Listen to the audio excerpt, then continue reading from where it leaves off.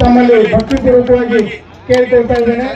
ಏನಾದರೂ ಕಾರ್ಯಕ್ರಮದಲ್ಲಿ ಲೋಕದರ್ಶಿಗಳಾಗಿದ್ದರೆ ಗುರು ಹಿರಿಯರು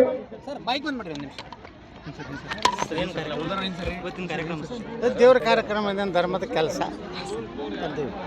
ರಮೇಶ್ ಜಾರಕಿಹೊಳಿ ಜೆಡಿಎಸ್ ಸಿಗ್ತಾರಂತ ನೋಡ್ರಿ, ಅವೆಲ್ಲ ಹೂವಾಪುಗಳು ಅವ್ರ್ಯಾಕೆ ಹೋಗ್ತಾರೆ? ಲಕ್ಷ್ಮಣ ಸವದಿ ಹೇಳ್ರಿ. ಯಾರು? ಲಕ್ಷ್ಮಣ ಸವದಿ. ಅವೆಲ್ಲ ಸುಮ್ಮ ಅವ್ರಿಗೆ ಅವ್ರು ಹೇಳ್ತಾರೆ, ಅವ್ರಿಗೆ ಅವ್ರು ಹೇಳ್ತಾರೆ. ರಮೇಶ್ ಜಾರಕಿಹೊಳಿ ಅವರು ನಾವು ಎಲ್ಲ ಒಂದೇ ಕಡೆ ಇರ್ತೀವಿ. ಯಾರು ಆ ಕಡೆ ಜೆಡಿಎಸ್ಗೆ ಹೋಗೋದಿಲ್ಲ, ಕಾಂಗ್ರೆಸ್ಗೆ ಹೋಗೋದು. ಜೆಜೆಪಿ ಪಕ್ಷಕ್ಕೆ ಸೇರ್ಕೊಳ್ತಾರ ರಮೇಶ್ ಜಾರಕಿಹೊಳಿ? ಯಾರು? ರಮೇಶ್ ಜಾರಕಿಹೊಳಿ ಅವರು ಬಿಜೆಪಿಗೆ ಅದಾರಲ್ಲ ಅವರು. ಅಲ್ಲ, ಏನೋ ನೀವು ಜೆಜೆಪಿ ಪಕ್ಷ ನೋಡೋಣ ಮುಂದೆ ಏನಾಗ್ತದೆ. ವಚನಾಂಶ ವಿಚಾರಣೆಗೆ ಸರ್ ಹಂಗೆ ಎರಡೂ ಟ್ರಸ್ಟ್ಗಳೇ ಹಂಗೆ ಅದಾವು.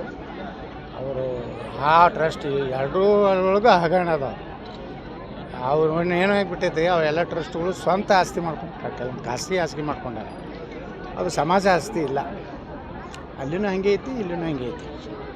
ಹೀಗಾಗಿ ಅದ್ರ ಮ್ಯಾಗೇನು ವಿಶ್ವಾಸ ಉಳಿದಲ್ಲ ಅವ್ರ ಜನರು. ಸಮಾಜದ ಉಳಿದಿಲ್ಲ, ಏನು ಉಳಿದಿಲ್ಲ. ಕಾಂಗ್ರೆಸ್ ಎಮ್ ಎಲ್ ಎಗಳು IPL ಟಿಕೆಟ್ ಕೇಳ್ತಾರೆ ತಮ್ಮ.